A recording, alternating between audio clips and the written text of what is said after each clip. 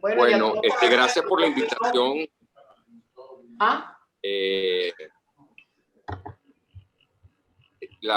Es importante decirles que, bueno, que me siento muy contento de estar con ustedes participando y quería mencionarles pues nuevamente el título del trabajo de esta tarde, que es la identidad cultural nacional vista desde América Latina.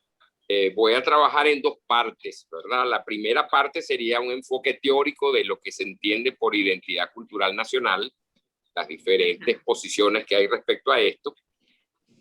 Y la segunda parte sería dedicarme a tres autores latinoamericanos: Arturo Uslar Pietri, Carlos Fuentes y Leopoldo Sea, que es mexicano, ¿de acuerdo? Hay otros autores panameños también que han opinado sobre el tema. Ricauter Soler, por ejemplo, un autor muy conocido en América Latina, panameño, ha escrito sobre esto, pero no conseguí los materiales, me costó mucho. Los tengo los libros, pero en este momento tengo la biblioteca muy revuelta y no pude conseguirlo. Conseguí un solo libro de ese autor panameño que es muy interesante y a lo mejor en otro momento lo discutiremos, su planteamiento. Un pensador de izquierda, ya murió, ya está desaparecido, pero su legado es importante para la reflexión del pensamiento latinoamericano. Quiero comenzar entonces mi primera parte acercándome a la teoría de lo que es la identidad cultural nacional. Fíjense, Mario Vargas Llosa, gran premio Nobel peruano, escribió este famoso libro, no sé si lo pueden ver aquí, se llama La civilización del espectáculo. Un libro bastante interesante, sí, es un libro muy bien escrito, y en este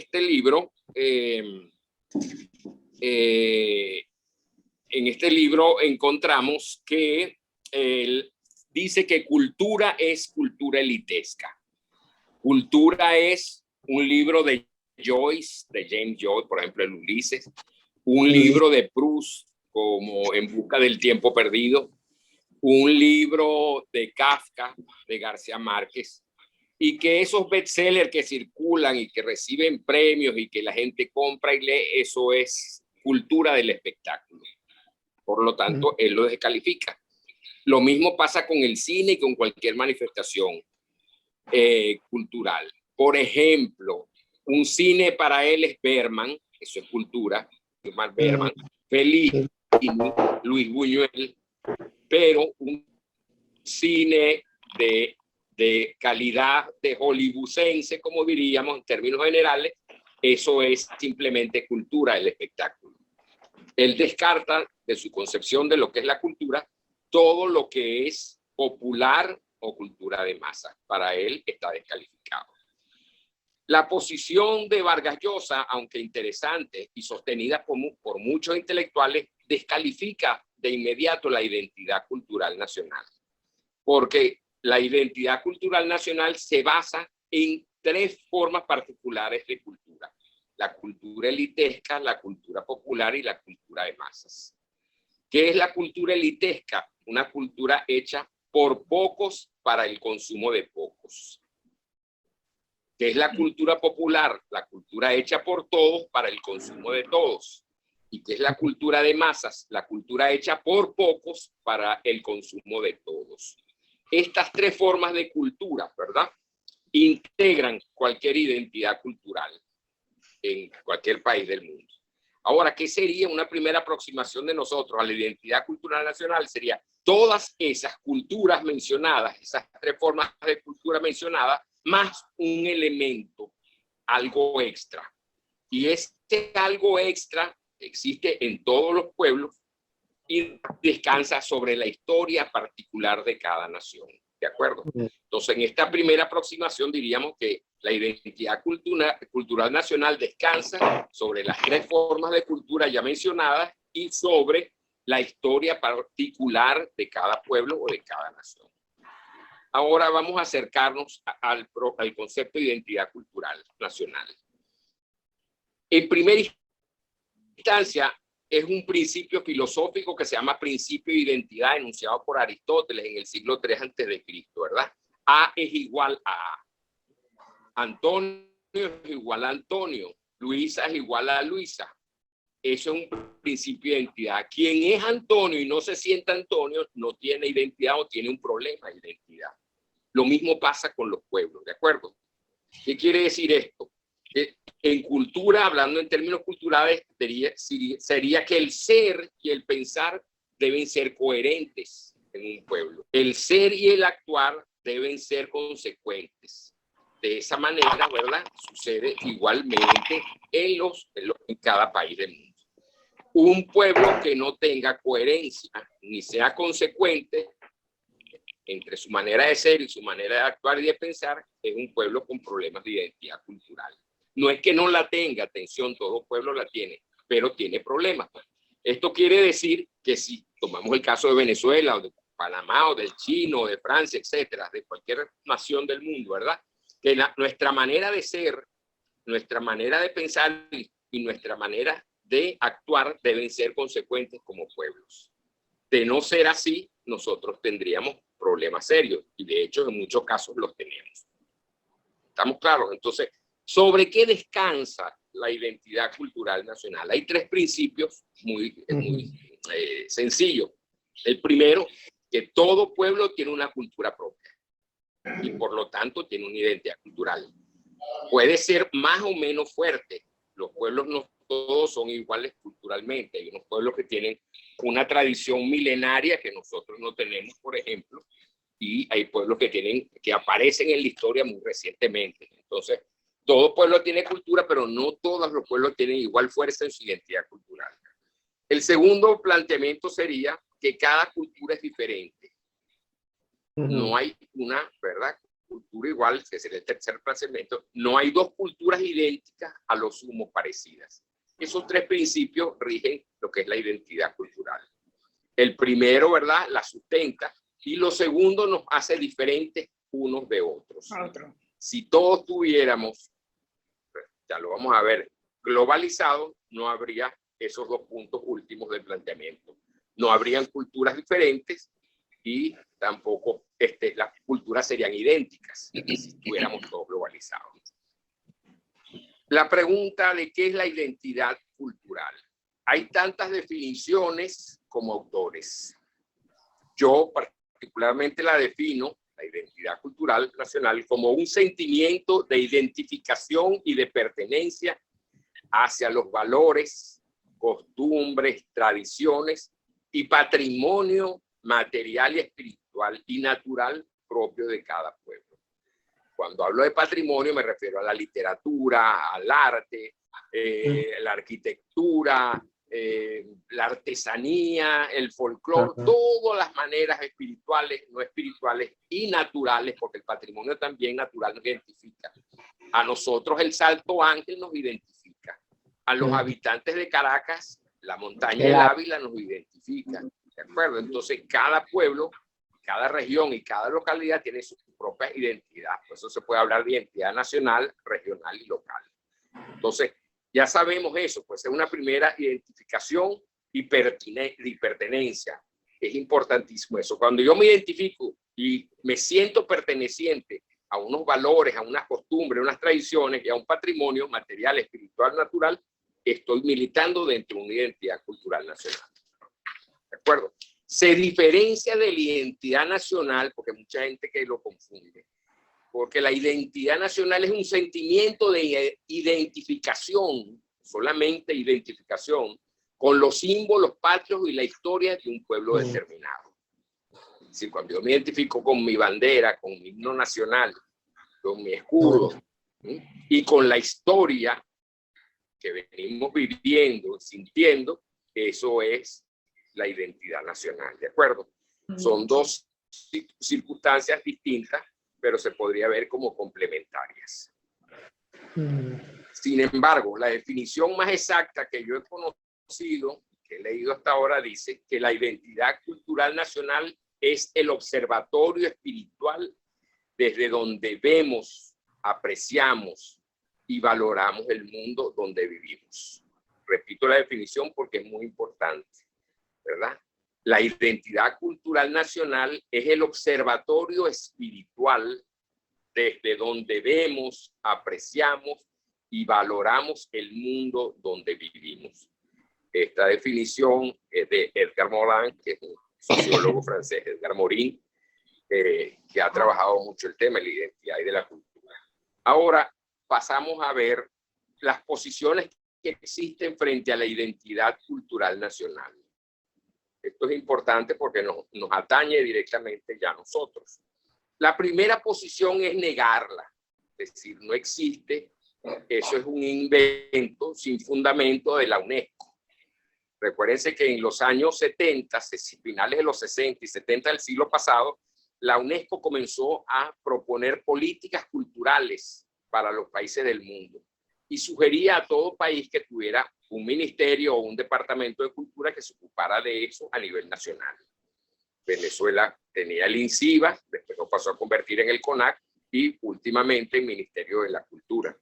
Esa situación se propagó por el mundo entero y el fundamento de la teoría de la UNESCO era propiciar un desarrollo cultural. Pero un desarrollo cultural significaba tener una identidad cultural que preservar, que fortificar y que mantener. Entonces, para muchos teóricos y enemigos, entre ellos la gente que piensa como Vargas Llosa, esto es un supuesto, un invento que no tiene fundamento y está apoyado por la sociología y la antropología, que son los que han militado sobre este elemento más importante. Muchos sostienen dentro de esta posición que la identidad cultural nacional es una forma de dominación y de posición de las clases privilegiadas sobre las más desposeídas. ¿Por qué? Se preguntaron ustedes, ¿qué tiene que ver las clases sociales con esto? Porque dicen mucho, las clases fuertes son las que tratan de imponerse culturalmente a las clases más débiles y las hacen consumidoras de una cultura que no les propia. Esta forma, dicen muchos, trata de conspira contra la identidad, ¿verdad?, del pueblo, contra la identidad de la cultura popular de un pueblo determinado. Entonces, esa posición es muy fuerte, es bastante sólida y desde el momento en que apareció el concepto de identidad cultural nacional, que se empezó a trabajar dentro de la UNESCO, empezaron las críticas de muchos sociólogos, antropólogos, historiadores, etcétera, etcétera. La segunda crítica que conseguimos es la del marxismo.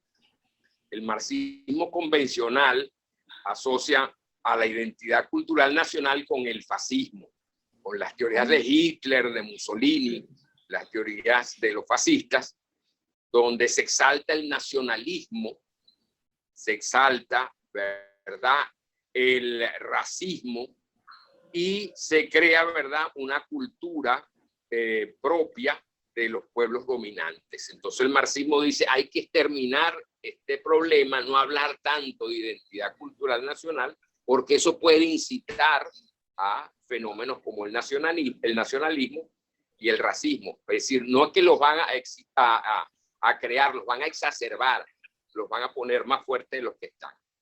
Y el marxismo piensa que la identidad cultural nacional es un fenómeno creado por el mismo imperialismo, ¿verdad?, por la expansión del capitalismo, de la economía de mercado, y que utiliza esos conceptos para mantener divididos a los países coloniales o neocoloniales. Por ejemplo, todos sabemos que Inglaterra y Francia, cuando dominaron África, dominaron a esos países y los dividieron arbitrariamente en el mapa, quedando en el medio a lo mejor una familia, un grupo étnico separado de otro por una frontera artificial creada políticamente. Eso es una manera, pues, de utilizar este concepto de que cada grupo, cada país tenga su propia identidad para no permitir la unión y mantener, pues, desunidos a los pueblos para controlar sobre ellos. Esta visión del marxismo tuvo bastante cabida y mucha gente la ha mantenido y la piensa que es una posición sumamente importante y que hay que considerar, pues, que sea la identidad cultural nacional un fenómeno de las clases dominantes, del capitalismo, del neoliberalismo, etcétera, etcétera, para mantener desunidos a los pueblos. Puede ser, no comparto ese criterio, pero ustedes cualquiera lo puede analizar y lo podremos discutir ahora. Y el tercer punto, que me parece que es el más importante porque nos atañe ya muy directamente a nosotros, es la globalización. La globalización propone un mundo unido por una cultura planetaria. ¿Qué quiere decir esto? La cultura planetaria se va devorando y debilitando las culturas populares, ¿verdad? En favor de una cultura de masas. Repito esto porque es importante. La globalización propone un mundo unido por una cultura planetaria donde todos somos parte y nos han vendido esa idea, ¿verdad? Esta cultura planetaria se va devorando y debilitando las culturas populares en favor de un aumento de la cultura de masas. ¿Qué quiere decir esto? Las culturas populares hacen resistencia, pero la cultura de masas se va imponiendo. ¿Qué entendemos aquí por cultura de masas? Fundamentalmente hoy la televisión, la radio, el cine y algo muy importante, los juegos de videos. Nuestros hijos, nuestros nietos, ¿verdad? Están dentro de ese mundo de los juegos de videos. Mis hijos se levantaron dentro de ese ámbito. Mis nietos están levantándose, que ya el de 2 años se mete en la tableta apenas se desayuna y el otro sale del colegio a meterse con la tableta a jugar con los amigos. Entonces, esa cultura de masa está en detrimento y va en detrimento de las culturas populares. Esa es una cultura de masas que favorece a la globalización. Ahora, ¿cuál es el problema de esta globalización desde el punto de vista cultural para nosotros? Que la cultura planetaria o la cultura de la globalización propone una transmutación y desaparición de los valores tradicionales. ¿Cuáles son estos valores tradicionales? La familia, los valores religiosos, los valores patrios, y van implementando una nueva moral. Una nueva moral. Esta nueva moral se sustenta en el consumismo, la violencia, el sexo sin amor, ¿verdad? El sexo por el sexo, las drogas, el dinero fácil. Y estos elementos se han constituido en las clases de los jóvenes, sobre todo los jóvenes, en unos nuevos dioses del mundo. ¿Qué sucede con esto? Si ustedes ven alguno de los juegos de video recientes, ya no recientes, desde los años 70, más adelante, 80, 90, para acá, van a ver que entre más violento el juego, más se consume. Hay un gran consumo de la violencia a través de los juegos de videos. Y esto nos ha llevado pues a posiciones en relación, por ejemplo, al sexo, que son sumamente discutibles. Se está dando hasta un sexo por internet. No es solamente que vendan el sexo de internet, sino que las jóvenes, ¿verdad?, se presentan, se desnudan, muchas personas pues comercian sexualmente, no recibiendo un pago en muchos casos, no es un pago lo que sino un prestigio dentro de la red por aparecer desnudas. No es que estoy en contra, ni soy un mojigato por una moral, sino que eso se está propagando. Y esta nueva producto de la globalización y de la cultura de masa nos está trayendo, por ejemplo, valores como que tenemos que verlo naturalmente como la pedofilia. Entonces ya hay grupos de pedófilos que aparecen en internet propulsando sus ideas y manteniendo que eso es lo normal y que eso no es ningún pecado, ni es ninguna cosa mala, ni ningún delito. Entonces estas son las transmutaciones que está recibiendo la cultura tradicional, la cultura nuestra, la que hemos recibido, ¿verdad?, desde nuestros ancestros, a enfrentarse a un mundo de una cultura de masas que está transformando y transmutando los valores tradicionales. Ese es el problema que confrontamos en este momento, la identidad cultural nacional frente a la cultura de masas y la globalización. Yo quiero parar aquí antes de entrar a la segunda parte, donde vamos a ver a los autores, para discutir un poco y dejarle a ustedes la palabra sobre lo que hemos hablado.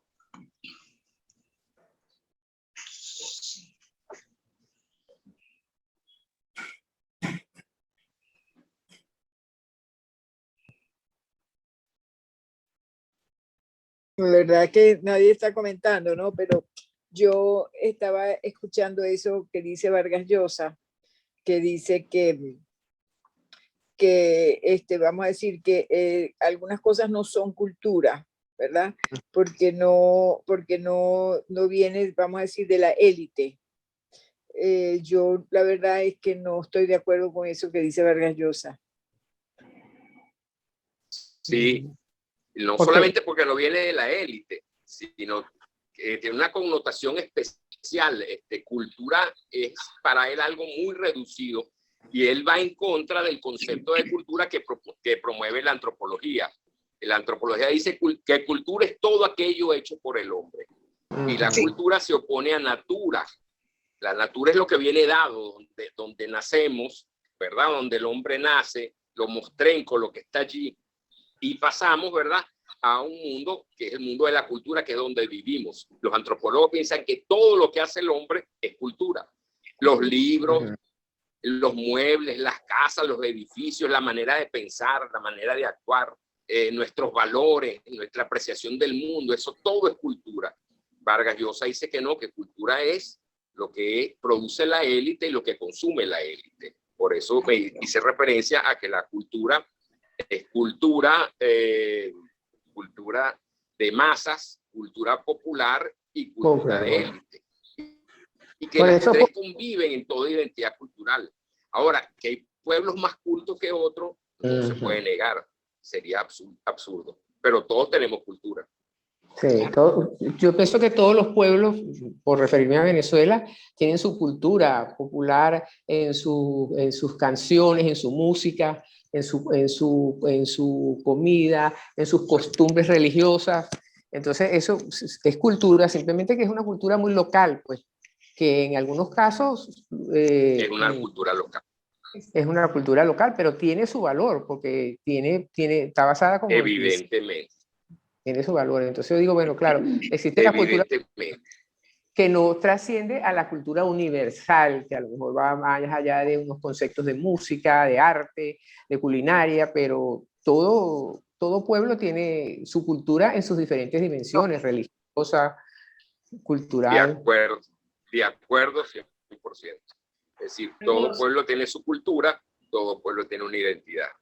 Más o menos fuerte, es decir, la identidad puede variar, la cultura varía de un pueblo, ¿de acuerdo? Y no, fíjense que hay cosas tan bárbaras como que el pueblo más culto de la historia para el año, a principios del siglo XX, era el pueblo alemán y degeneró esa cultura en un monstruo como Hitler.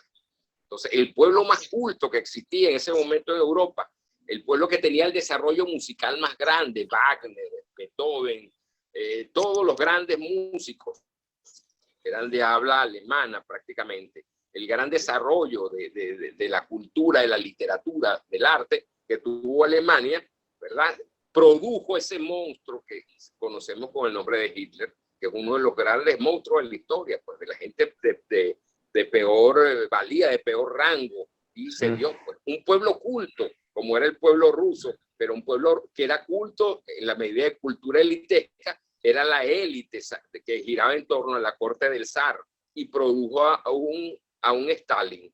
Es decir, el mismo Vargas Llosa reconoce en otro libro que no es lo mismo el desarrollo cultural de un pueblo con la posición política y con las barbaries que se pueden producir. En muchos casos esta barbarie es un producto, ¿verdad?, de una cultura exacerbada, de lo que se hablaba los críticos de la identidad, que decían que la identidad lo que hacía era exacerbar el nacionalismo, que es lo que pasó con Alemania, la raza pura, las razas superiores, etcétera, etcétera. Ahora, ¿qué es lo que define Vargas Llosa como elitesco? Es muy amplio también. Elitesco es aquello que no es para la masa, sino para un grupo determinado de personas que lo disfruten. Eso es lo que él considera elitesco. Él dice que la cultura popular no es cultura, eso está allí. Y que la cultura de masas lo que es vulgaridad, eso es espectáculo, pero no es cultura. Esa es una visión de él y la respeto. Y muchos como él la mantienen, ¿verdad?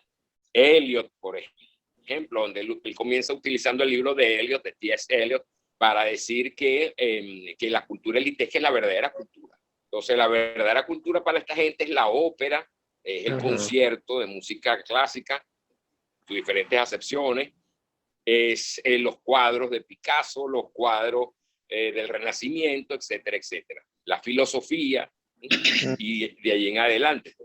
pero eso descalifica todo lo que sería popular y todo lo que sería cultura de masa. Él lo dice muy claramente, directores son de cine, el cine es lo que ha hecho Bergman, Buñuel, Fellini, los grandes autores, pero eso no se puede comparar, ¿verdad?, con el cine de Hollywood que premian los Óscares. Eso él dice, él ya no es cine, eso es de espectáculo. Eso es lo que es para divertir a la gente y más nada. Él lo dice textualmente así en el libro.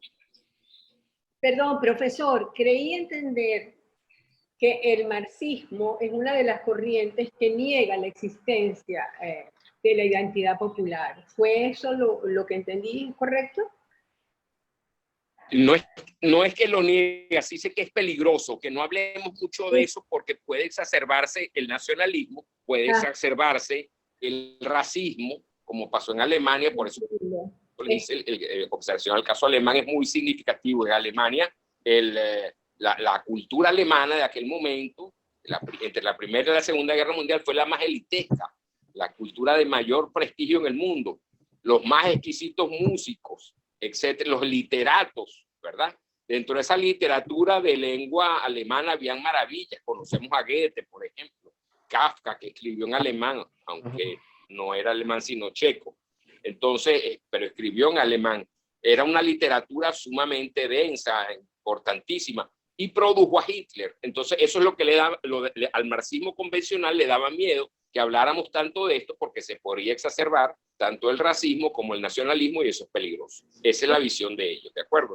Entiendo, pero un poco yendo hacia la cultura de identidad popular, que es lo que entendí. No. Porque realmente yo siento que esa cultura popular es lo que nos da pertenencia, definitivamente. O sea, yo creo que... Evidentemente. Justamente todas esas costumbres de un pueblo, la música, como estaba mencionando Matilde, es lo que nos hace sentirnos parte de.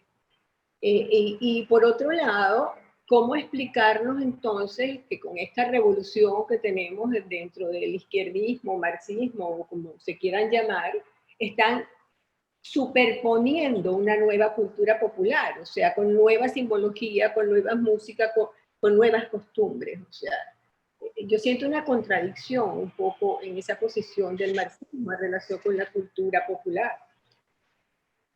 Fíjese que, por ejemplo, en los países como la Unión Soviética, cuando era comunista, cuando existió la Unión Soviética, la cultura rusa era una cultura muy elitesca. El Bolshoi nace en ese momento, es el primer ballet del mundo.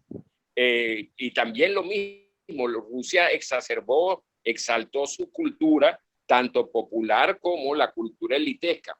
Lo que quiere decir que para el marxismo convencional, insisto en esto, no el marxismo revisionista, no hay contradicción entre la cultura popular y la cultura en general.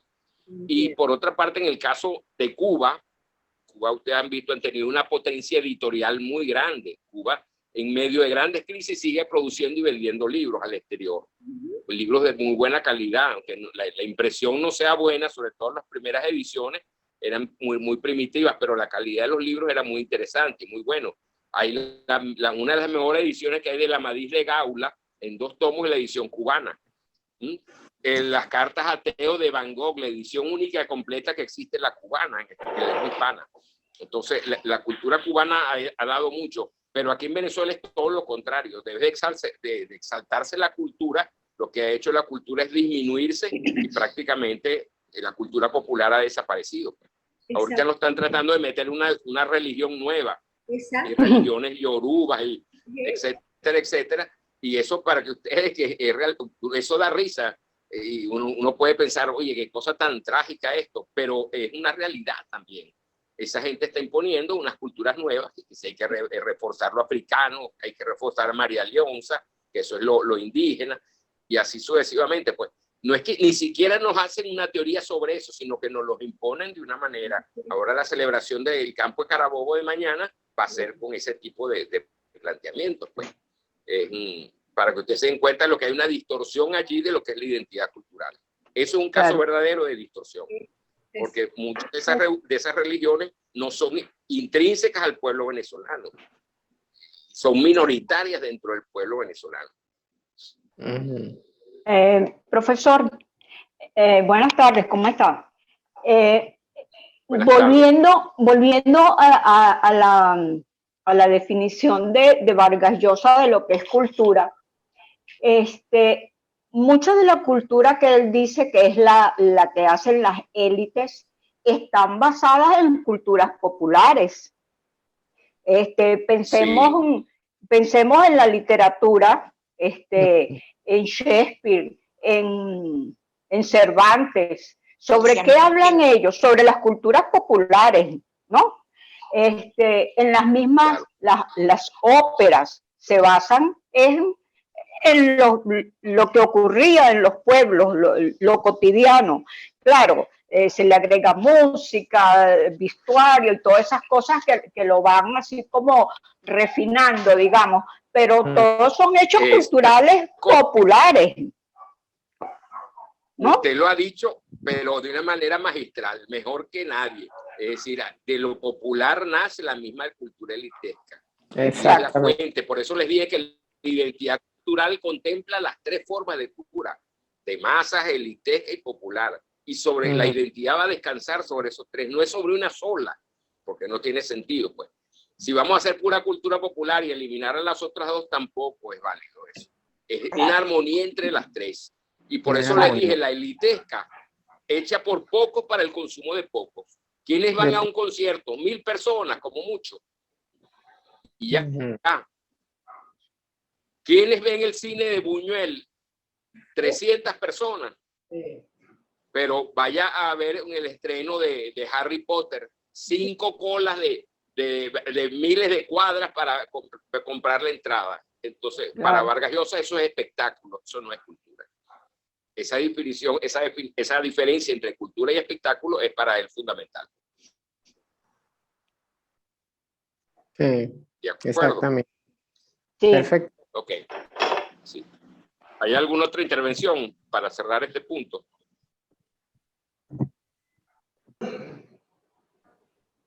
Bueno, comienzo con la segunda parte. La identidad cultural latinoamericana o en América Latina. Hubo una época en los años 70 del siglo pasado, del siglo XX, que se decía que nosotros los latinoamericanos teníamos una ansiedad, una patología de preguntarnos constantemente qué era nuestra identidad. Y se sintetizaba la identidad en una serie de preguntas. Por ejemplo, ¿quiénes somos? ¿Hacia dónde vamos? ¿Qué queremos ser? ¿Cuál es el futuro que nos corresponde? ¿Qué incidencia tiene el pasado sobre nosotros? Etcétera, etcétera. Esas preguntas se repetían una y otra vez en todos los autores del continente. Incluyo este señor panameño, hay otros más, pero que es Henry Cauter Soler, escribió un libro sobre el pensamiento latinoamericano, donde hace una síntesis de cada uno de estos autores y sus planteamientos sobre el tema de la identidad.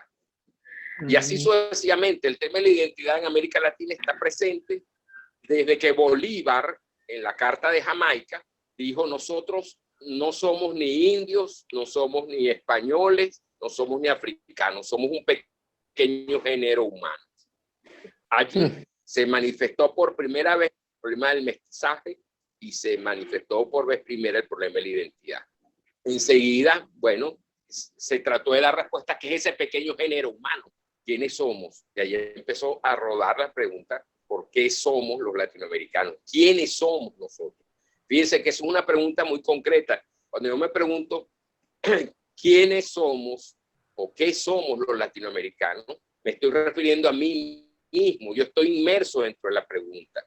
Cuando yo hago esa pregunta no es solamente para mí, es para todos los latinoamericanos que estamos inmersos en la misma pregunta.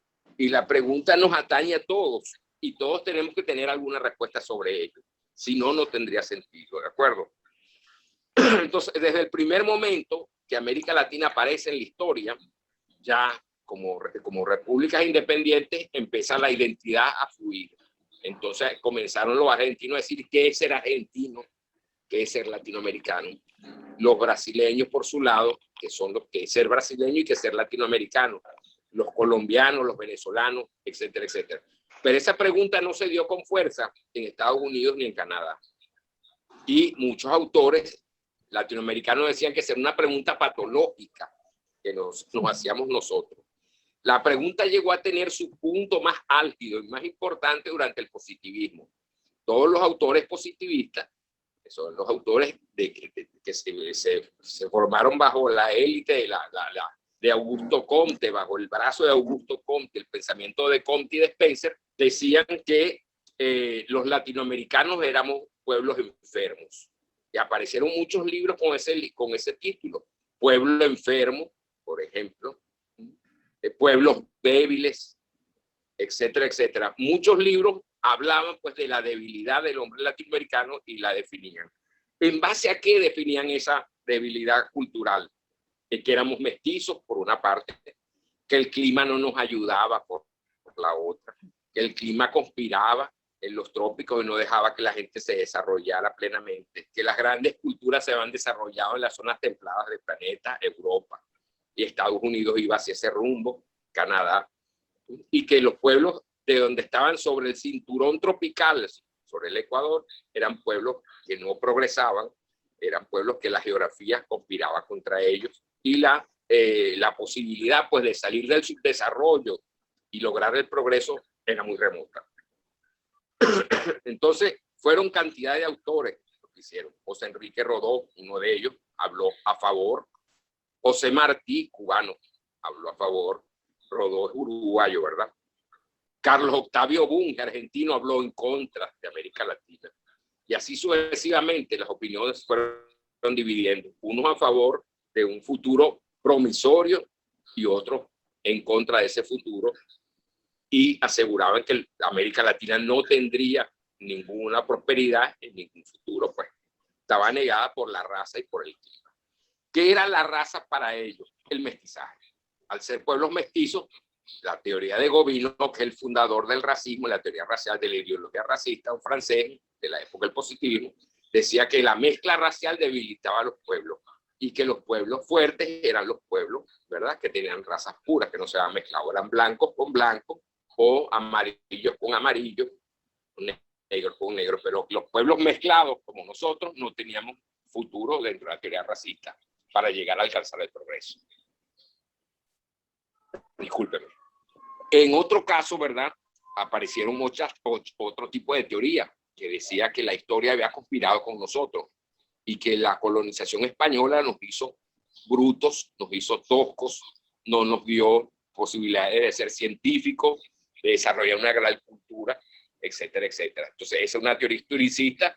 Y por último, apareció la teoría de Max Weber, por ejemplo, Europa, que decía que el catolicismo había hecho a los países atrasarse y no lograr el desarrollo. Weber, como se lo he mencionado, creo que en otras oportunidades, tenía la idea de que los países que progresaron eran los países protestantes. Holanda, Suiza, Inglaterra, Estados Unidos, Canadá, Francia. Y los países católicos como España, Portugal, Italia y América Latina, que eran católicos, no habían progresado. Esa teoría es un determinismo cultural a través de la religión. Entonces, esas teorías todas pusieron a América Latina en unas posiciones pues, de examinarnos nosotros mismos y ver hacia dónde vamos y qué posibilidades tenemos en la historia. Todas las teorías que conspiran contra América Latina son deterministas, o raciales o geográficas, o históricas o culturales, pero son deterministas. Es decir, nosotros, para muchos autores, los que están en contra, los que dicen que el progreso no es propio para nuestro continente, son los que están en contra de América Latina. Y los que están en una línea de que podemos llegar a desarrollarnos, entre ellos me considero yo, decimos que no, que el determinismo es, eso sí es un invento creado por los países europeos para someternos a nosotros. Dentro de tantos autores, yo seleccioné 3 para hablar sobre este planteamiento. El primero es Arturo Uslar Pietri, todos lo conocemos, escritor venezolano. Desde el año 1947 comenzó a escribir sobre el tema de la identidad. Su primer libro sobre ese tema se llama Las nubes, un libro que la primera parte toca el problema de la identidad y en la segunda parte desarrolla otras temáticas, son unos ensayos, ¿verdad?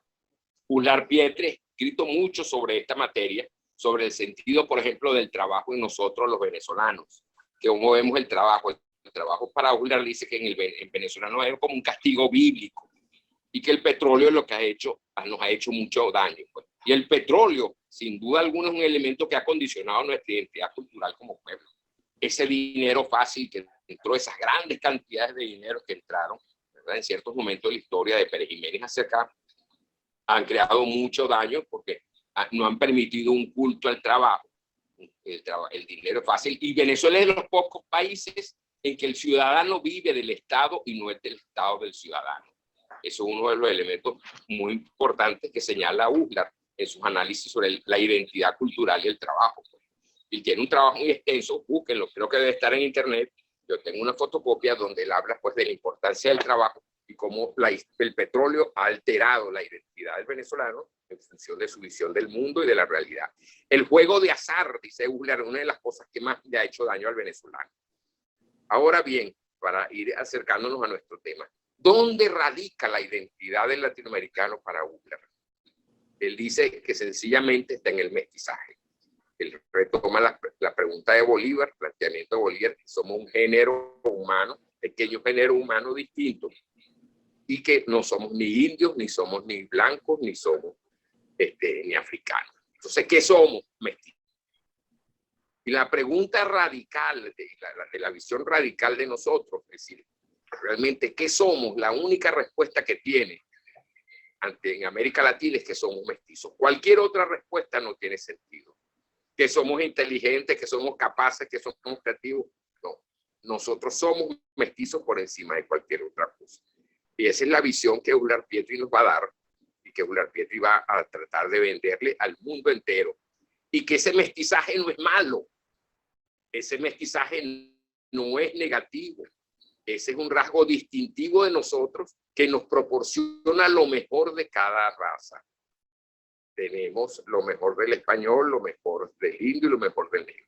Esa visión también es discutida. ¿Qué quiero decir con esto? Y se lo voy a confesar algo anecdótico, pues, de mi familia. Mi abuela materna era holandesa y ella decía que que si hubieran llegado los holandeses aquí a Venezuela cuando la conquista, esto hubiera sido, pues, nosotros seríamos el país más adelantado en la tierra. Y como ella, mucha gente piensa así, sobre todo la gente descendiente muy cercana de los europeos.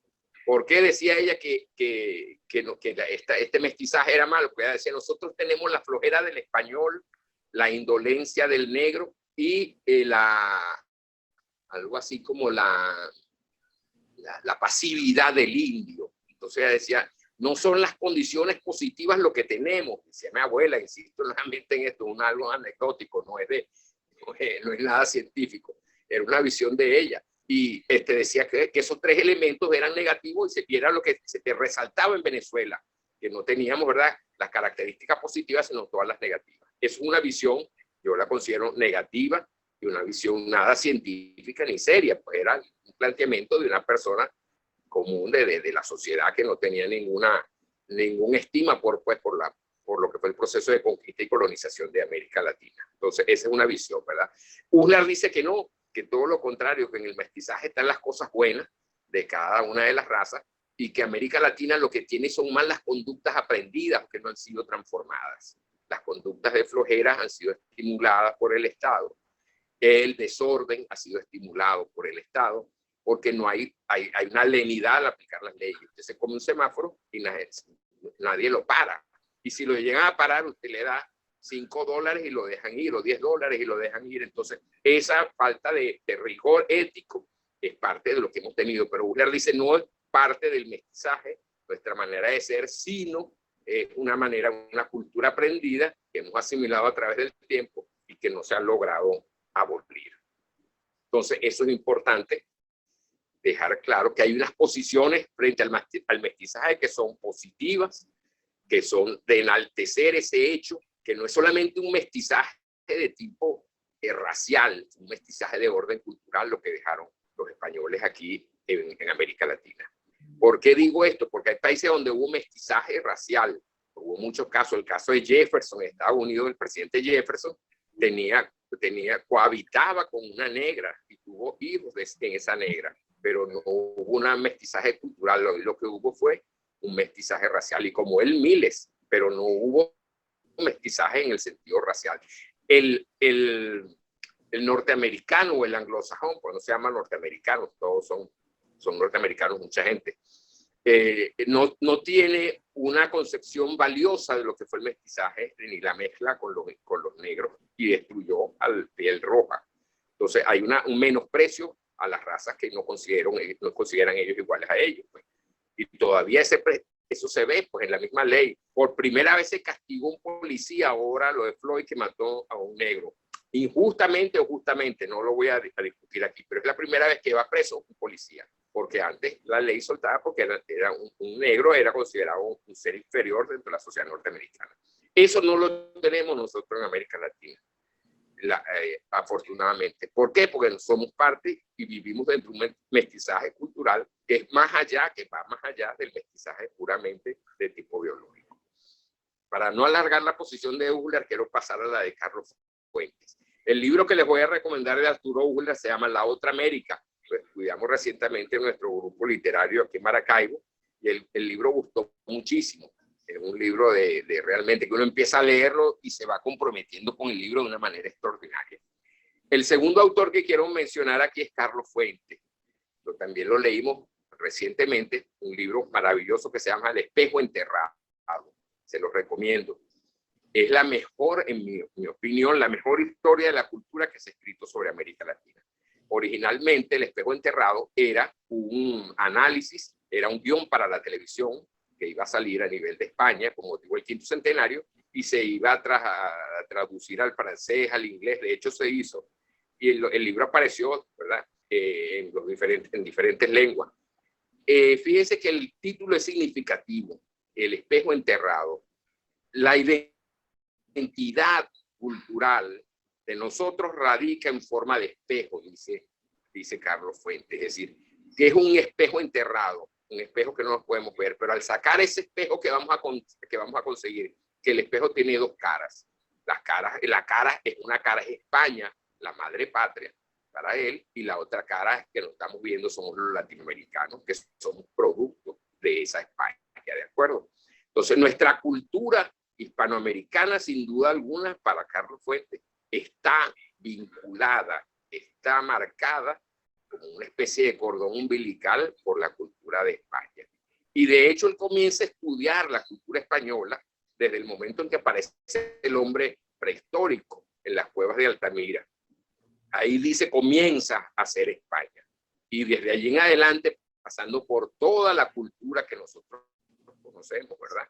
Toda la cultura de la España del siglo de oro, el trabajo de Cervantes en el Quijote, las caballerescas, etcétera, etcétera. Toda la cultura que nosotros nos podemos imaginar que ha hecho España, Lope de Vega, el teatro del siglo de oro, Calderón, etcétera. La pintura de Goya, la pintura de Velázquez, etcétera, etcétera. Hasta nuestros días, pues, es ese espejo, esa otra cara del espejo que tenemos enfrente de nosotros, de la cual tenemos, según Carlos Fuentes, sentirnos orgullosos, pues somos parte, somos herederos de esa cultura, somos herederos de esa lengua, somos herederos de una visión del mundo que es propia de la hispanidad. Entonces, la visión de él en este espejo enterrado es una cultura donde nos reflejamos, que es la cultura española, que no es ajena a nosotros y de la cual nos debemos de sentir orgullosos porque formamos parte. ¿Cómo formamos parte? Muy fácilmente lo dice él. Ahí está el lenguaje, la religión y las costumbres. Que esos son elementos que van a estar presentes en la identidad cultural del latinoamericano. Y lo vamos a ver ahora en el caso, ¿verdad?, del próximo autor. Pero quería señalarles que Carlos Fuentes tiene una novela, es el mismo Espejo Enterrada, pero llevaba novelas, se llama Terra Nostra, una novela extraordinaria, pero es demasiado larga, una novela que pasa de 1000 y tantas páginas, donde es la historia novelada del proceso de conformación de lo que es la identidad.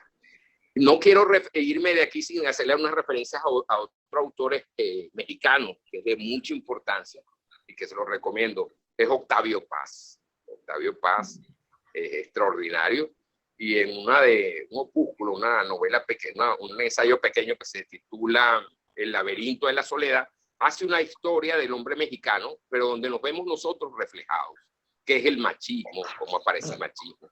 el culto a la madre, etcétera, etcétera, desde el punto de vista del hombre mexicano. Pero ahí nos podemos ver retratados todos los latinoamericanos, porque en ese sentido, pues, muchos de los valores, como vamos a ver ahora, en el caso de Leopoldo Sea, vienen dados por la misma cultura, por las costumbres, por la religión y por la lengua. Y paso entonces a ver el tercero y último que vamos a ver esta noche, que es el filósofo mexicano Leopoldo Sea. Leopoldo Sea es un hombre de mucho mérito. Levantó con mucho esfuerzo su visión de la filosofía en América Latina. Es un gran creador, uno de los pioneros de la filosofía de la liberación. Un hombre de una posición mesurada a nivel ideológico, no está vinculado con la izquierda ni con la derecha, un hombre muy centrado como pensador y como filósofo. Tiene que decirles más de 30, 40 libros sobre el tema de la identidad y la cultura y la filosofía en América Latina. Fíjense que si vimos en Carlos Fuentes, vimos que la cultura era el elemento determinante de nuestra identidad, y vimos en Uslar Pietri el mestizaje. En el caso de Uslar, de Leopoldo Sea, la historia es el centro, el meollo. La historia nuestra es el meollo de lo que nos hace ser a nosotros como somos. Fíjense, ver lo que nos hace a nosotros ser como somos es la historia. Y la historia es todo lo vivido por el hombre. Como decimos que la cultura es todo lo hecho por el hombre, la historia es todo lo vivido por el hombre. No es lo mismo la historia escrita, la que vemos en los libros, que son fragmentos, que la conciencia histórica, que es lo que se ha desarrollado a través del tiempo. Todo el tiempo vivido por la humanidad es historia. Esa es una historia que se escribe con H, y la historia que se escribe con minúscula. Es otra cosa, es otra forma de historia. En otras lenguas, ¿verdad? Hay history y history, porque son diferentes, ¿verdad? Historia en alemán y Geschichte también en alemán. Una es la historia escrita y la otra es la historia vivida. La historia vivida, dice Leopoldo Sea, es la base de nuestra identidad. Esta historia vivida es importante. ¿Qué nos trae la historia vivida? La lengua, la religión y las costumbres. Eso es importantísimo, dice él. Eso es lo que nos permite ser nosotros mismos, entendernos en cualquier parte del subcontinente. Y dice también que la historia nuestra, la historia esa que estamos viviendo, no la historia escrita, nos lleva hacia un destino común, ¿de acuerdo? Esa historia común es lo que nos mantiene unidos. Esa historia común es lo que nos hace ser a nosotros latinoamericanos. Él dice que el futuro de América Latina no es otro que unirse. Si no nos unimos, nos hundimos, dice él. Y que los países que han triunfado, los países que están triunfando son los países que se unen. El caso de la Unión Europea, por ejemplo. El caso de los Estados Unidos. Estados Unidos eran 13 colonias y lo que se ha hecho es un país inmenso. Y así sucesivamente. Pues China, por ejemplo, son miles de países y de naciones que están integrando la China. Lo mismo lo que fue la antigua Unión Soviética. Es decir, la unión es la que hace la fuerza, en últimas palabras. Ahora bien, fíjense, si tenemos una lengua, una religión, unas costumbres en común, tenemos que tener ese pasado. ¿Qué es lo que nos identifica en ese pasado? Primero que todos tenemos un pasado prehispánico, dice Leopoldo Sea. ¿Qué quiere decir esto? Todos vivimos el mundo indígena. Mayor o menor intensidad. Según las clasificaciones de la antropología tradicional, decían que habían culturas en América superiores, prehispánicas e inferiores. ¿Quiénes eran los superiores? Mayas, incas y aztecas. ¿Quiénes eran los inferiores? Arahuacos, caribes, todo el resto de los países, de las naciones indígenas que existían. ¿Por qué eran superiores a uno? Porque tenían templos, habían desarrollado cierto carácter de la ciencia, habían logrado alguna forma de escrituras primitivas, etcétera, etcétera. ¿Y por qué nosotros inferiores? Porque éramos nómadas, porque no teníamos, ¿verdad?, un estado constituido, no teníamos un gobierno, ¿verdad?, estable, etcétera, etcétera, sino que eran todas cosas circunstanciales. Pero todos vivimos el mundo prehispánico, el mundo precolombino. Después vino el descubrimiento lo vivimos todos los países. Cuando América llega, el título hoy está en disputa, sobre todo a partir del chavismo, si fue un descubrimiento, si un encuentro de cultura, ¿qué fue lo que hubo allí? Bueno, cada quien tiene su opinión. Yo no me voy a poner a discutir sobre ese tema, pero nosotros nos enseñaron tradicionalmente que ha sido el descubrimiento, la llegada del hombre blanco a estas tierras. ¿Qué vino después del descubrimiento? La conquista, un proceso violento, dice Leopoldo Sea, que vivieron todos los países latinoamericanos. En aquel momento no eran países, ¿de acuerdo? No estaban divididos en países todavía. ¿Qué pasó?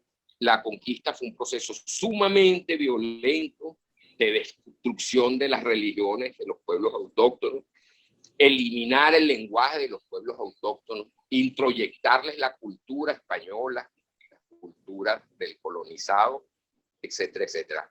Toda conquista y toda colonia son procesos traumáticos.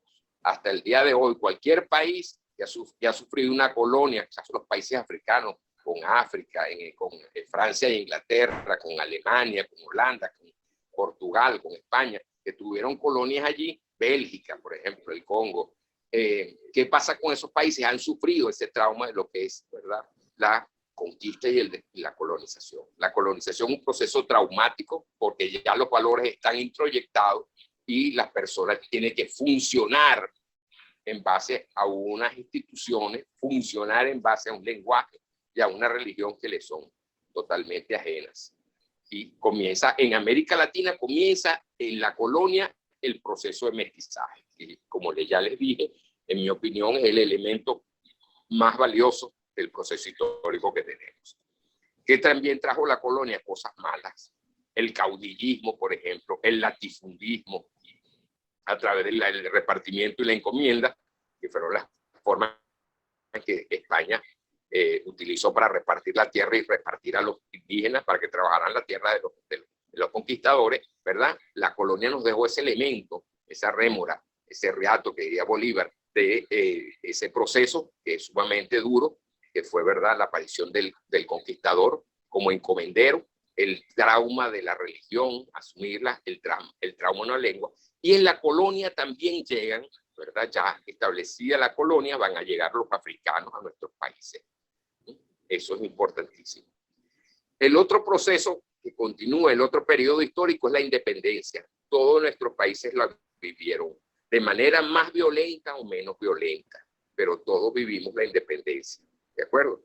Desde México hasta la Patagonia hemos vivido la independencia. Muy violenta, como el caso de Venezuela, que fue una independencia muy larga, ¿verdad? Una lucha muy larga, muy sangrienta por el tipo de líderes, de caudillos españoles que estaban al frente, y porque Bolívar tomó una actitud que ustedes saben todos por la guerra a muerte muy violenta, muy fuerte, que produjo pues un rechazo en muchos casos a la figura del libertador. Por ejemplo, en Pasto, Colombia, Bolívar no se quiere, no lo quieren porque Bolívar mandó a tomar la ciudad a sangre y fuego. Es decir, el que se opusiera a la independencia había que fusilarlo, y tomaron la ciudad pues de una manera muy violenta. Por eso en Pasto, en esa zona de Colombia, no quieren a Bolívar. Pero no soy quien para juzgar a Bolívar, si hizo bien o mal. Eran las causas de una guerra tan cruenta lo que llevó a Bolívar a esa. Y léanse, les recomiendo, ahorita lo leímos hace poco en el grupo, el manifiesto de Cartagena, la carta de Jamaica, y el discurso ante el Congreso de Angostura, para que vean unas piezas primigenias y de un análisis profundo de un pensador latinoamericano que fue Bolívar. Entonces la independencia, dice Leopoldo Sea, dio paso a una nueva etapa, ¿verdad? Una nueva vida, la vida republicana que todos los países hemos vivido. Ahora, la independencia no llegó igual a Venezuela que a Colombia. O mejor dicho, Colombia sí fuéramos parte en cierto sentido de Colombia. Quito, Nueva Granada y Venezuela eran una unidad inicialmente. Después nos separamos en 1777, cuando Venezuela se hace capitanía general y se separa definitivamente de Colombia. Pero fíjense que la Inquisición que dominaba en Venezuela era la que estaba en Cartagena de India. Pero el proceso de independencia, por ejemplo, en Puerto Rico y Cuba se dio en 1898, prácticamente 2 años antes de finalizar el siglo XIX, mientras que en Venezuela ya desde 1810 había movimientos revolucionarios. Entonces, la independencia no llega igual. Lo único que tenemos que en tierra firme seguro, en 1827 ya España había cedido todo su ex colonia a la administración republicana. Y la república es lo que estamos viviendo nosotros con nuestras virtudes y desaciertos, dice Leopoldo Sea.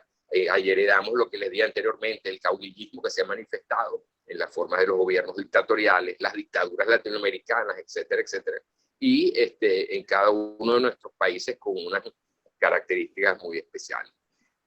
Bueno, yo con esto quería ya cerrar, porque creo que les he hablado demasiado, lo voy a tener cansado, para que si quieren seguir dialogando sobre el tema, lo podamos hacer. Entonces, dejo abierto el derecho de palabra para que puedan ustedes hacer sus preguntas o sus intervenciones. Me gustaría oír qué piensan de todo esto. Bueno, muchas gracias.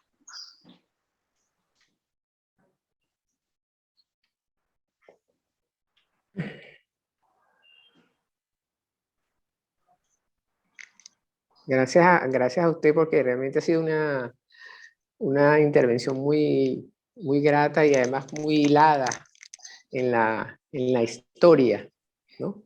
Y entonces yo simplemente me atrevo a preguntarle de que todo esto que ha sucedido, por ejemplo, como en Venezuela, pues que salimos del caudillismo de Gómez, luego de Pérez Jiménez, caímos y tal, ¿por qué volvimos a caer prácticamente de alguna manera en una tiranía, un caudillismo, cuando habíamos evolucionado tanto desde el punto de vista educativo, desde el punto de vista de las instituciones, de que lo que representábamos ante el mundo, a pesar de que el petróleo no era considerado como ahora lo mejor que teníamos, pero nos provió de recursos, pues, ¿cuál es su criterio en general? Pues, ¿qué nos hizo retroceder? Bueno, muy interesante esa pregunta. Yo diría, fíjense que la democracia en los países latinoamericanos no ha sido estable. La democracia como la entendemos nosotros, que es la democracia norteamericana, la democracia francesa, alemana, que se practica en esos países, no es la misma en América Latina. La inestabilidad política en nuestros países es notable desde el primer momento de la vida republicana, que comienza en 1830, prácticamente en toda América Latina.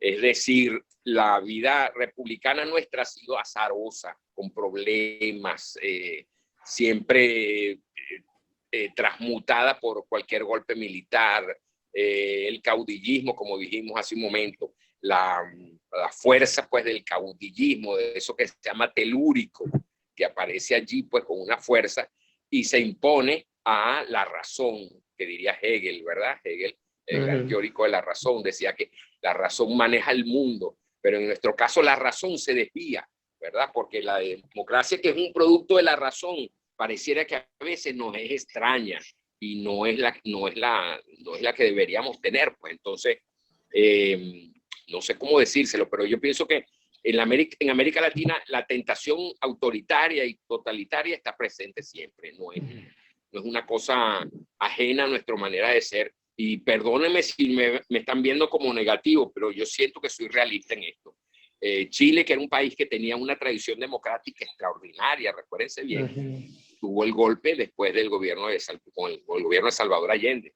Y Augusto Pinochet estableció una dictadura férrea, una dictadura de hierro. Pues. Y el país progresó, no se les puede negar. Pues. Chile progresó con la dictadura de Salvador Allende. Aquí lo tuvimos con Pérez Jiménez. No podemos decir que no fue progresista.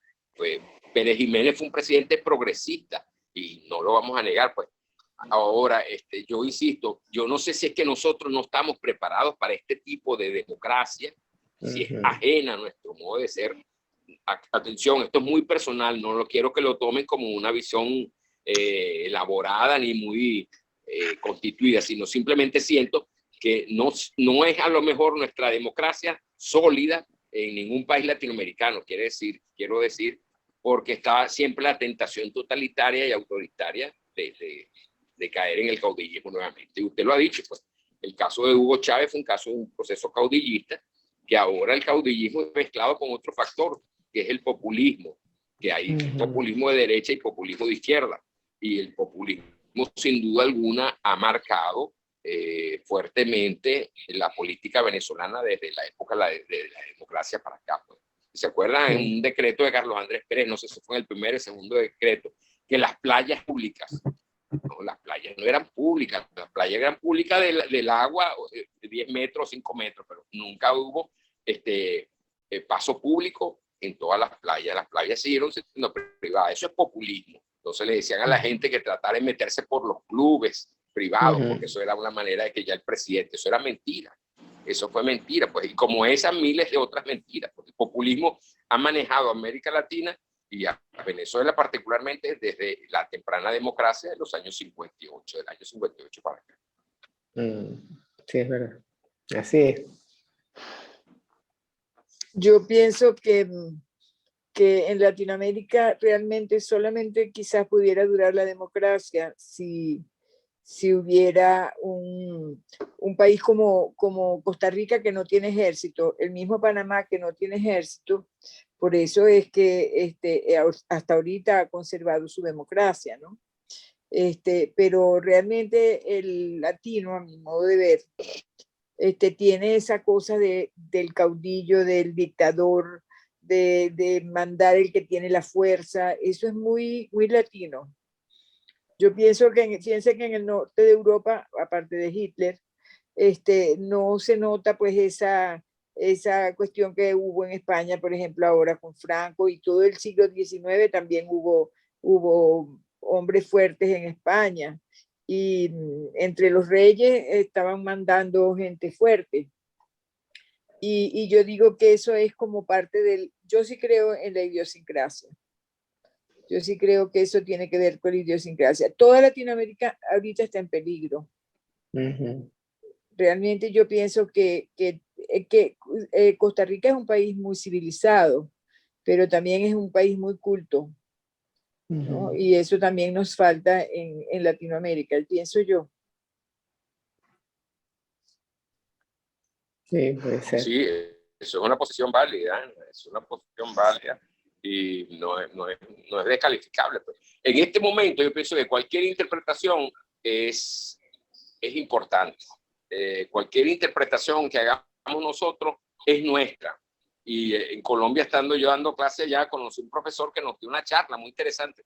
Hay en filosofía dos maneras de ver, de ver el conocimiento, la doxa y el episteme. La doxa es la opinión y el episteme es lo científico, lo que es verificable. Entonces él decía, le decía a los estudiantes, a los jóvenes, defiendan la doxa, es decir, nuestras opiniones son válidas, tenemos que defenderlas. Eso que tú has dicho ahí, Ana, es una realidad, pues es una doxa importante y que hay que mantenerla y defenderla. Pues. Si nosotros no defendemos nuestra doxa, no defendemos nuestras ideas. Y nuestras ideas son válidas aquí en cualquier parte. Tenemos que darnos cuenta y revalorizarnos nuestros pensamientos. Nosotros mismos tenemos que revalorizar nuestra doxa, nuestra opinión. Y esto es importante. No sabemos a ciencia cierta por qué somos así. Fíjense que cada vez aparecen más libros sobre los venezolanos, de Axel Capriles, Tío Tigre y Tío Conejo, la picardía del venezolano. Hay cantidad de libros, la indecisión en el venezolano, de Carías. Hay muchos libros que se han escrito últimamente sobre el tema venezolano y cada uno son doxas, eso son opiniones, no tienen nada de científico, pero son válidas porque nos orientan hacia dónde podemos entender y hacia dónde va el país. Eso es lo que yo le doy, por eso es que aprecio ese tipo de planteamientos, porque nos orientan. Otras opiniones, otras doxas nos orientan sobre nuestra propia visión de la realidad y nos la amplían. Eso es importante. Profesor, ¿qué tanto nuestras democracias realmente se han ocupado de esa cada día más creciente población supuestamente excluida? ¿No tendrá que ver eso con este movimiento pendular que está sucediendo en este momento en Latinoamérica, justamente yéndonos hacia los extremos supuestamente izquierdosos, que capitalizan estupendamente bien ese descontento? Sí, fíjense que Colombia, bueno, cuando yo estuve en Colombia, estos 3 años que estuve allá, yo me preguntaba todas las noches, Colombia es un polvorín, Colombia en cualquier momento iba a estallar, es una bomba de tiempo. Esto que está pasando y que pasó las semanas anteriores es una advertencia de lo que es Colombia. Pues. Colombia es una situación de desigualdad, creo que es la segunda más fuerte de todo el continente y una de las más altas del mundo. O la persona es rica o es pobre. La clase media es muy restringida, muy pequeña, y las desigualdades son inmensas. Entonces, la misma constitución de las clases sociales, hay como una cierta visión peyorativa, despectiva del pobre, que se manifiesta y se siente en la calle misma, pues en cualquier momento. Y eso, bueno, y esto si eres de Bogotá, eso es bellísimo. Usted camina 4 o 6 cuadras más arriba y va a encontrar otra vez la pobreza en todas sus manifestaciones, las calles rotas, el subdesarrollo, pues que vemos nosotros, las calles rotas, la gente mal vestida, mucha gente buscando en la basura. Es decir, es un problema de nuestra estructura, yo pienso que histórica, eso viene desde atrás.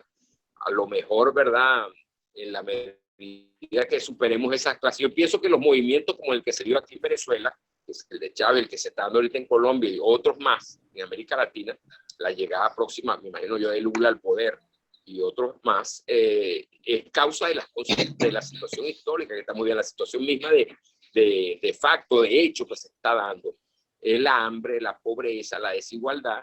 Exacto. Y eso es lo que trae estos tipos de péndulo, como tú estás hablando de una cuestión de pendular, la historia se mueve de un extremo a otro del péndulo y a veces tenemos sistemas democráticos que se creen muy estables.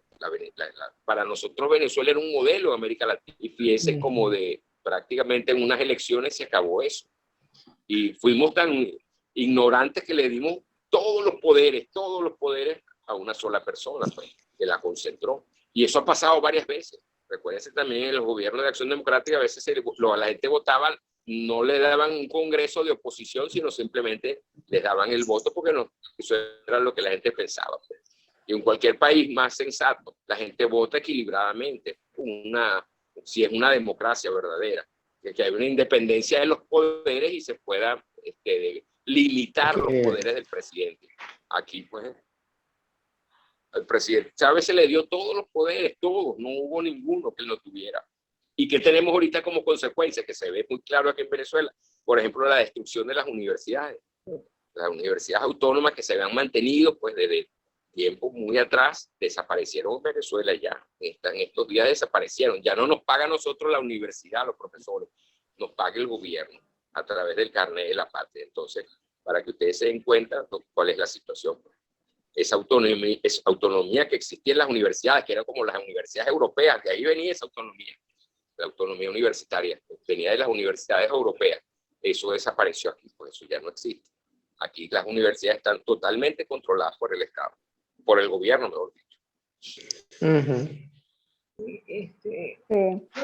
Otro tema que quería, oír su opinión, quizás en países como Bolivia, Perú, por ejemplo, que hay una alta población indígena y que han ejercido definitivamente su fuerza en estos últimos años.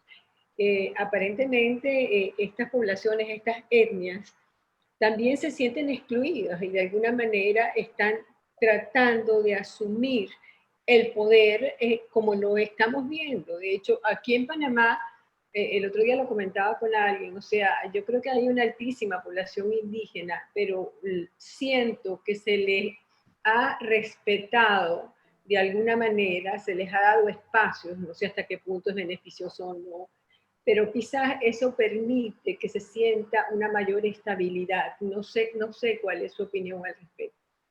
Me gustaría oír.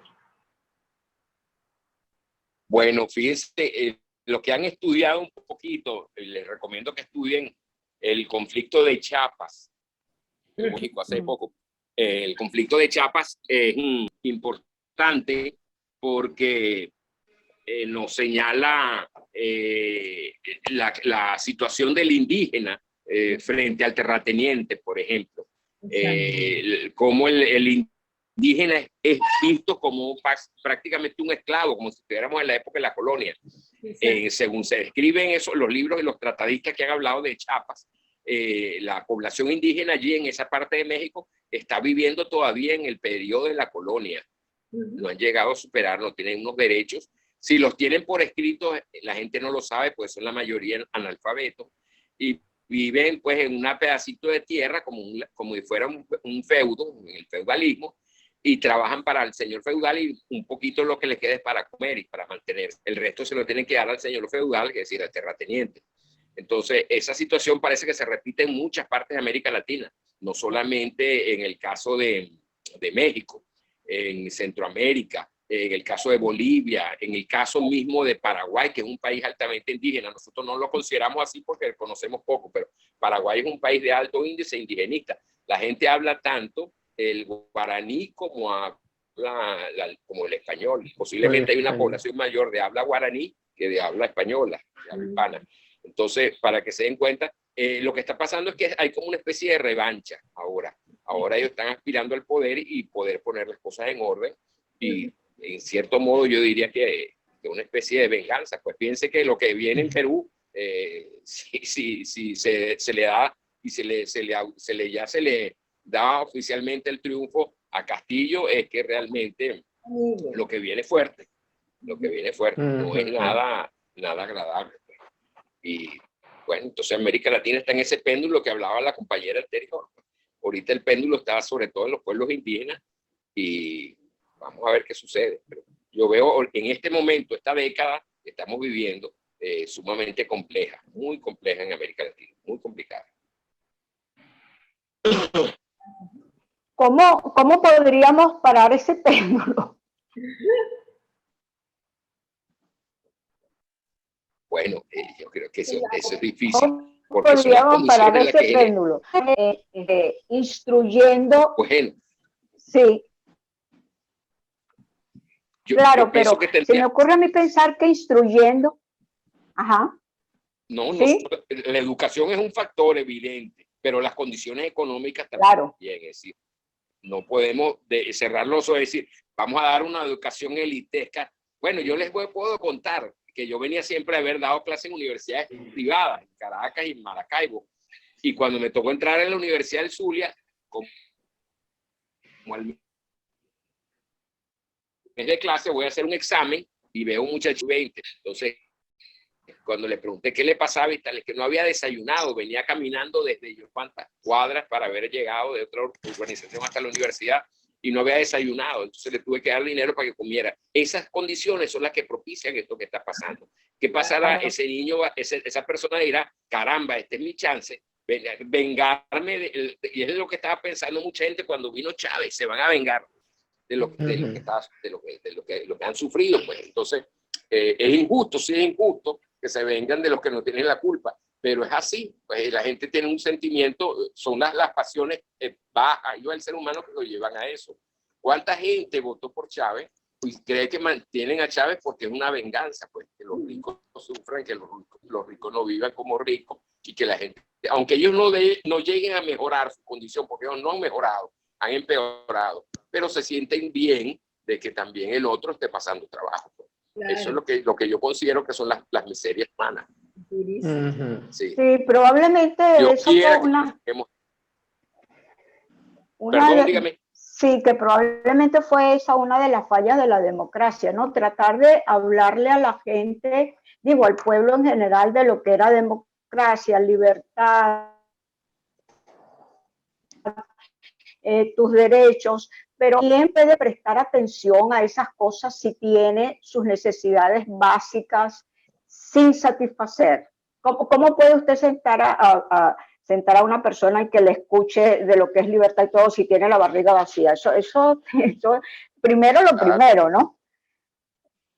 Entonces, sí, y fíjese que esa experiencia en la Universidad del Zulia con ese muchacho que no había desayunado y eran las 5:20 de la tarde, cuando estaba empezando, me dio una lección. ¿Cómo va a rendir esa persona y cómo va a tener iguales oportunidades el que va bien comido, con sus 3 comidas, y va a la clase, que el que no ha comido nada, pues, y va a la clase a recibir? Es decir, no hay igualdad de condiciones, de posibilidades, de opciones, no las tiene, porque no las hay, pues. Es condición mínima que usted vaya con un desayuno, un almuerzo para ir a una clase, pero no, hay gente que iba realmente, eso es verdad, Eso me pasó a mí bueno, imagínense que otra vez llego, le pido, voy a dar clase de filosofía de Grecia y le pido que me traigan de la mapoteca el mapa de Europa. Y le digo, muchacho, que salga a la pizarra a ver el mapa. Ubíqueme Atenas. Me dice, profesor, yo no sé qué es eso, como usted me tiene aquí enfrente. Ese es un mapa, le digo yo. Yo nunca he visto un mapa. Ese muchacho venía de La Guajira, de un colegio de La Guajira, nunca había visto lo que era un mapa.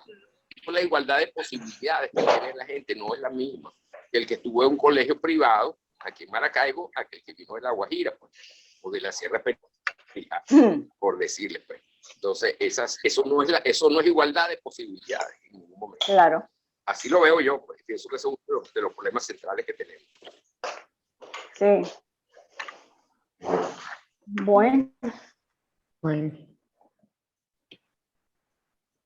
Muchas gracias, profesor. La verdad que estuvo muy descriptiva todo el paseo por la historia y por la visión de estos 4, porque hasta Octavio Paz también lo mencionamos acá.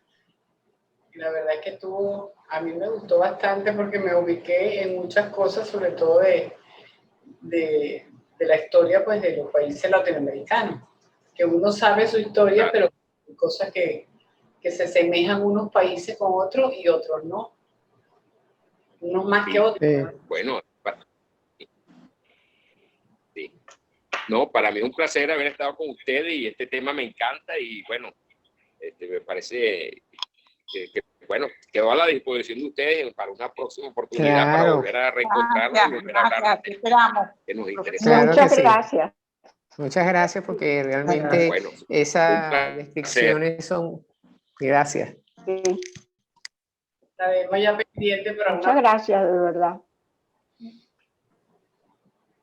Un placer. Bueno, a todos feliz luego, noche. buenas noches. Gracias. Bueno. Buenas noches. Gracias, Buenas noches. Gracias. Gracias, profesor. Hasta luego, pues. Y gracias.